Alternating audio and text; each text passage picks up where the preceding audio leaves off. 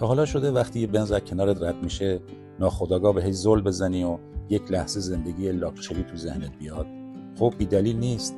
پشت این برند یک داستان خفن و یک درس مهم خوابیده. سال 1886 تقریباً 140 سال پیش یک مهندس آلمانی به اسم کارل بنز اولین خودروی دنیا رو ساخت. آره، اولین. اونم نه با کمک یک تیم 100 نفره، بلکه توی یک گاراژ کوچیک. اما نکته جالب اینجاست، خود کارل بنز هنوز دودل بود که اختراعشو نشون بده یا نه، تا اینکه همسرش برتا بنز بدون اجازه بی سر و صدا نشست پشت اون ماشین و با 2 بچهش یه سفر چند صد کیلومتری رفت. باک رو پر کرد، مشکل فنی رو حل کرد و سر راه کلی قطعه خرید. خلاصه شد اولین راننده جاده تاریخ و بنز رو رسما وارد زندگی مردم کرد. مرسدس بعدها با یه شرکت دیگه به اسم دایملر ادغام شد. اسم مرسدس هم برگرفته از اسم دختر یکی از سرمایه‌گذاراست. از اون موقع این برند شد نماد کیفیت، کلاس و نوآوری.